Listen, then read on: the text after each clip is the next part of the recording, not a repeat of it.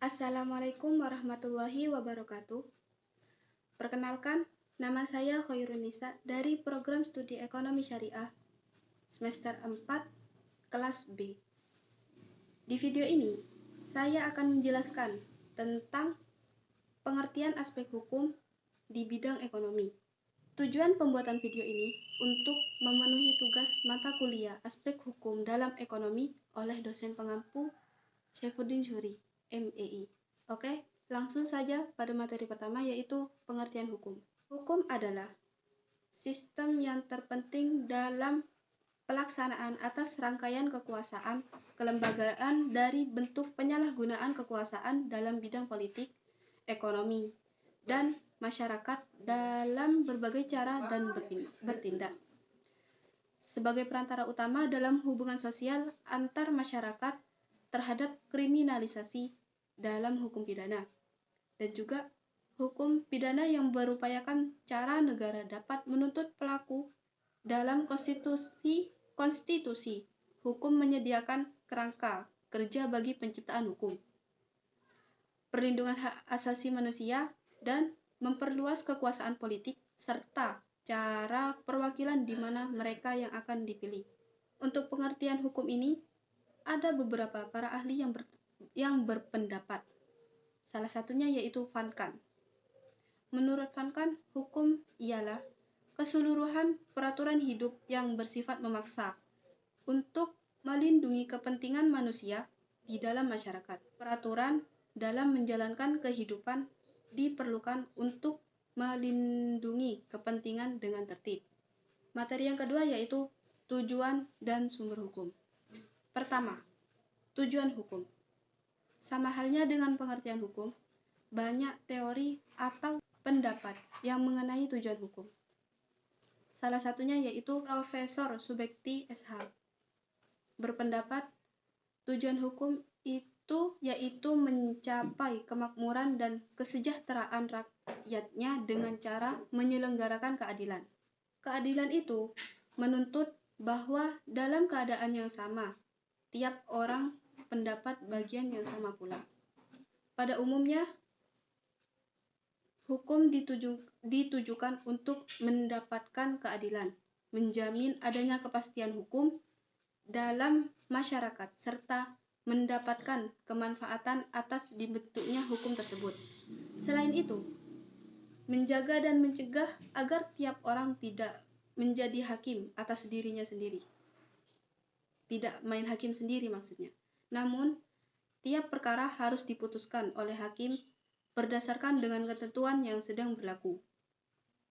Dan secara singkatnya, tujuan hukum itu antara lain yaitu keadilan, kepastian, dan kemanfaatan. Jadi, kesimpulannya, hukum itu bertujuan untuk mencapai kehidupan yang selaras dan seimbang, mencegah terjadinya perpecahan, dan mendapat keselamatan dalam keadilan. Selanjutnya yaitu sumber-sumber hukum. Berhukum adalah segala sesuatu yang dapat menimbulkan terbentuknya peraturan-peraturan. Peraturan tersebut biasanya bersifat memaksa. Sumber hukum itu sendiri terbagi menjadi dua jenis, yaitu pertama, sumber-sumber hukum material, yakni sumber-sumber hukum yang ditinjau dari berbagai perspektif. Yang kedua yaitu sumber-sumber hukum formil, yakni sumber-sumber hukum yang ditinjau dari undang-undang, kebiasaan, jurisprudensi, traktat, dan doktrin. Materi yang selanjutnya yaitu kodifikasi hukum. Yang dimaksud dengan kodifikasi hukum adalah pembukuan secara lengkap dan sistematis tentang hukum tertentu. Yang menyebabkan timbulnya kodifikasi hukum ialah tidak adanya kesatuan dan kepastian hukum. Salah satunya yaitu di Prancis. Aliran-aliran hukum setelah adanya kodifikasi hukum yaitu yang maksudnya itu ada beberapa aliran setelah adanya kodifikasi hukum.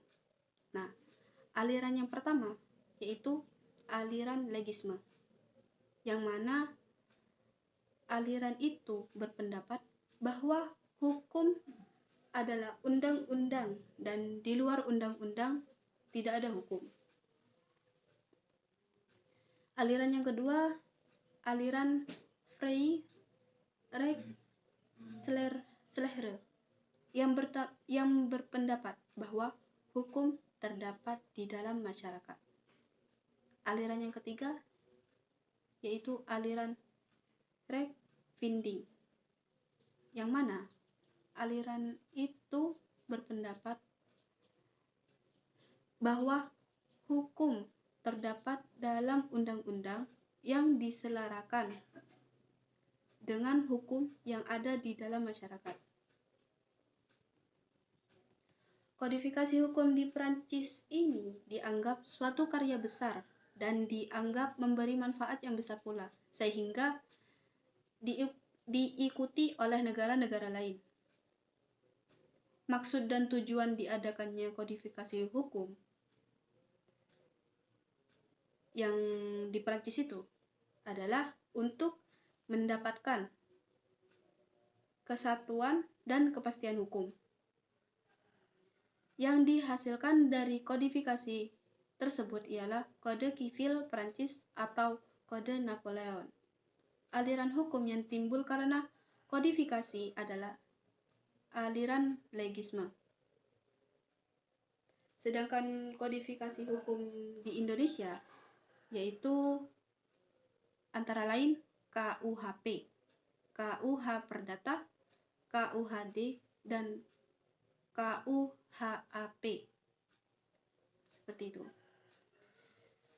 Materi yang selanjutnya yaitu kaidah dan norma hukum.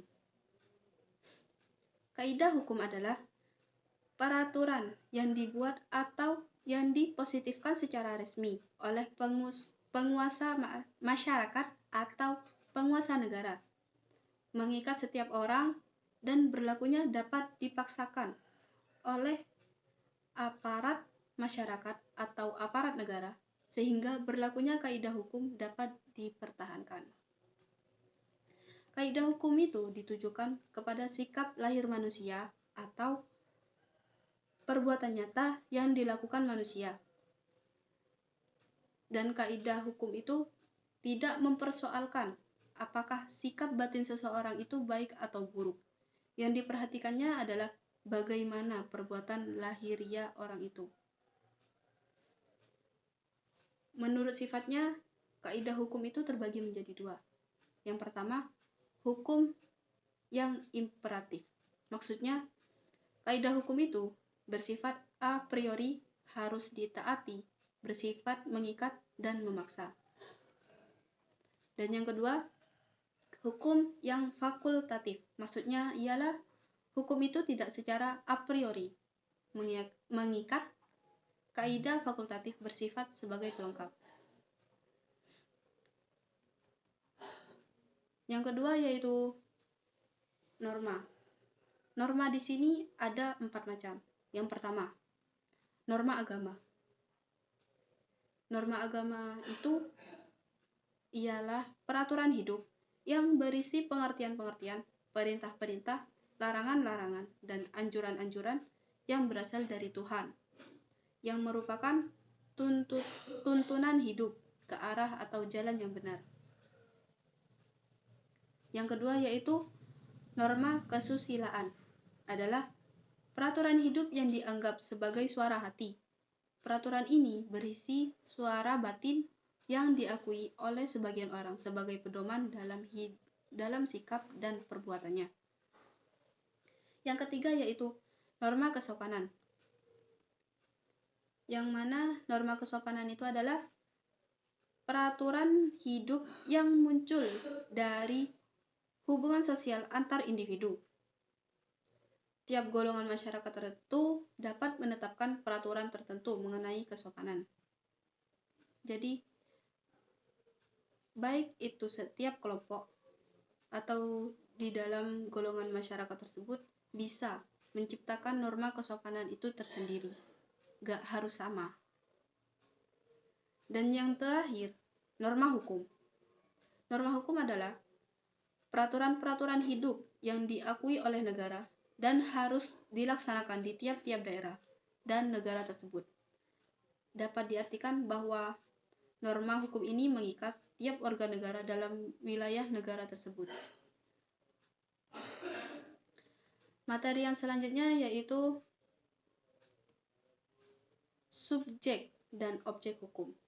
Yang pertama, subjek hukum. Subjek hukum adalah pemegang hak dan kewajiban menurut hukum. Dalam kehidupan sehari-hari, yang menjadi subjek hukum dalam sistem hukum Indonesia yang sudah barang tentu bertitik tolak dari sistem hukum Belanda ialah individu, yaitu orang, dan badan hukum, perusahaan, organisasi, atau institusi. Dalam dunia hukum, subjek hukum dapat diartikan sebagai pembawa hak, yakni manusia dan badan hukum.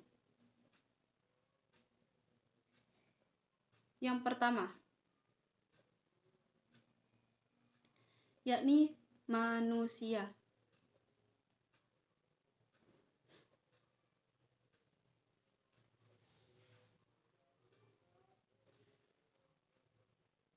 Atau bisa disebut dengan naturalized person. Menurut hukum, tiap-tiap seorang manusia sudah menjadi subjek hukum secara kodrati atau secara alami. Anak-anak serta balita pun sudah dianggap sebagai subjek hukum. Manusia dianggap sebagai hak mulai ia dilahirkan sampai dengan ia meninggal dunia. Itu dianggap sebagai subjek hukum. Yang kedua yaitu badan hukum atau bisa disebut dengan right person. Badan hukum adalah suatu badan yang terdiri dari kumpulan orang yang diberi status person oleh hukum sehingga mempunyai hak dan kewajiban. Yang kedua yaitu objek hukum. Pengertian objek hukum. Objek hukum menurut pasal 499 KUH Perdata, yakni benda. Benda adalah segala sesuatu yang berguna bagi subjek hukum atau segala sesuatu yang menjadi pokok permasalahan dan kepentingan bagi para subjek hukum atau segala sesuatu yang dapat menjadi objek hak milik. Jenis objek hukum kemudian berdasarkan pasal 503-504 KUH Perdata disebutkan bahwa benda terdapat menjadi dua. Yang pertama, benda yang bersifat kebendaan atau bisa disebut dengan materio kekoderen, yang mana suatu benda yang sifatnya dapat dilihat, diraba, dirasakan dengan panca indera, terdiri dari benda berubah atau berwujud, meliputi benda bergerak atau tidak tetap, berupa benda yang dapat dihabiskan dan benda yang tidak dapat dihabiskan. Dan yang kedua yaitu benda tidak bergerak. Ya, itu bisa dianggap dengan benda mati lah. Wujudnya nggak berubah dan nggak dapat dihabiskan, tapi bisa digunakan. Seperti itu. Oke, materi yang selanjutnya yaitu pengertian ekonomi dan hukum ekonomi. Yang pertama, pengertian ekonomi itu sendiri adalah ilmu yang mempelajari perilaku manusia dalam memilih dan menciptakan kemakmuran.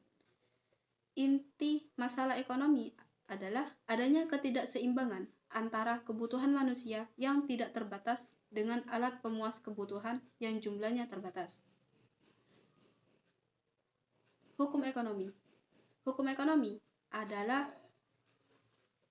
keseluruhan peraturan hukum yang mengatur dan mempengaruhi segala sesuatu yang berkaitan dengan perekonomian nasional dan kehidupan negara, baik itu privat maupun publik, tertulis dan tidak tertulis, mengatur kegiatan dan kehidupan perekonomian nasional.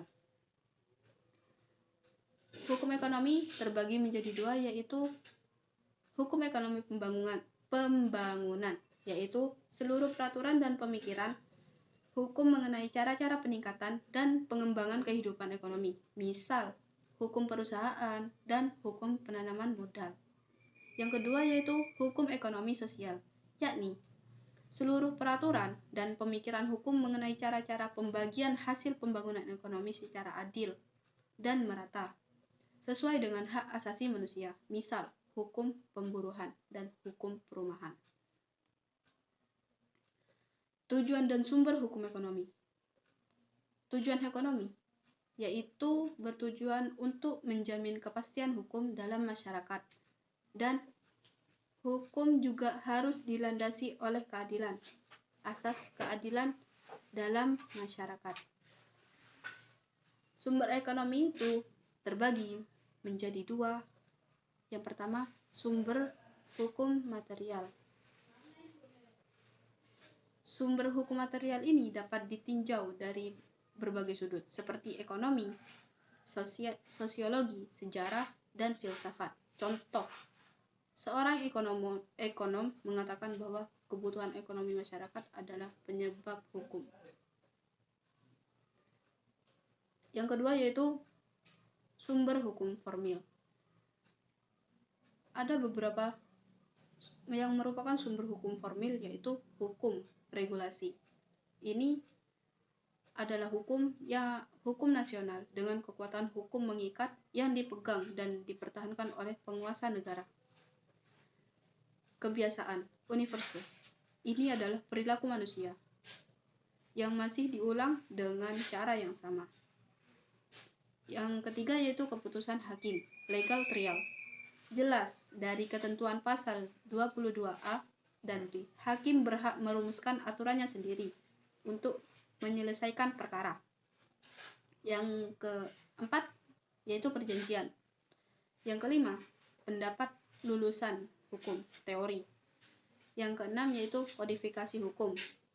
Seperti yang sudah dijelaskan tadi, ada di materi atas. Seperti itu. Materi yang selanjutnya yaitu aspek hukum.